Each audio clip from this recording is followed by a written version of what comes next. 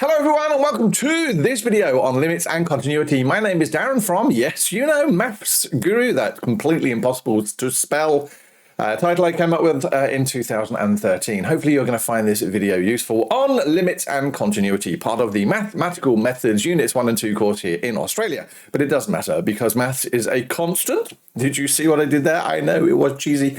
And basically it's universal, it's all over the world. Behind me, you will see my learning objectives, know what it means to be a limit, and know what it means to be continuous. And let's move on to our recap of past learning. We've been looking at differentiation and how we can do it with positive powers and negative powers and what it means in this whole chapter. And we started off right at the very beginning by looking at limits. And we looked at the idea what a limit was, and we're sort of going to expand that a little bit here in this video. So it's really important for both this year and next year, and hopefully I'll make it make a lot of sense. If you want to watch previous videos, head over to mathsguru.com. Absolutely free to sign up. There's lessons there, there's downloadable lesson notes, and so much more. And if you can, subscribe to my YouTube channel. That would be massive. More on that in just a moment. Let's get going. Now, as I say, limits is a pretty big topic here all in its own right. But what I want you to do is imagine, if you will, the idea that I'm going to take a point here on that graph. All right, so I'm just going to highlight that point there. What on earth is that point? What does it mean? You're going to turn around and say it's a coordinate. Well, hopefully you're going to say it's a coordinate if you're still watching. Yes, it is. But what it means is that for my x value of 3, there is one particular value of y, all right? Yes, you can call it f of x, so let's do that as well. We've just got to realize that that is there is a value of f of x. What happens if I was to increase my value of x and I was to go a little bit bigger than 3? Well, hopefully we would notice that that point would move slightly to the right. Yes, it would move slightly further away from the point at 3, that y value there. And if I keep moving across this way, then I'm going to get further and further away from my original value of y. Okay, what about if I move this way? And you're going to turn around and say, what on earth are you talking about? Trust me, stick with me, it will make sense. If I move away from 3, this here will move away from that initial y value. Okay. Now I want you to reverse the process. What I want you to do is I want you to take, or imagine we're looking at the x value of 1 and the x value of whatever that's going to be there, 4. And I want to now start working towards, I want to make the x values larger.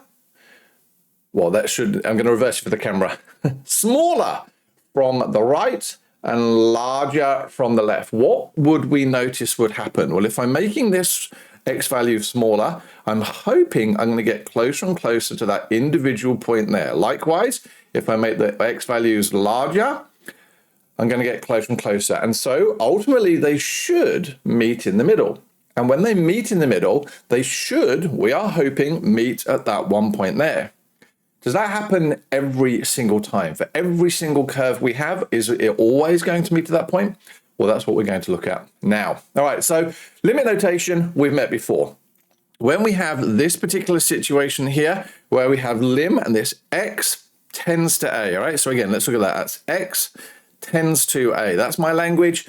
It means that as the x values gets closer and closer to some point we're looking at. Again, if we go back to my previous example here, that in our language would be that as x tends to 3. Why did we choose 3? Because for this particular example, I looked at what my x value was at 3 and what my y value was. All right, so there's my x value. What was my y value? So x tends to 3. That means what would happen if I basically took numbers greater than 3 and smaller than 3 and worked closer and closer and closer and closer to my x value of 3. Now, what we would hope is that my y value would get closer and closer to some fixed value. That k value is nothing more than saying the y value when we get to x equals a. All right, so again, in that situation, my k value would be whatever I read off of here.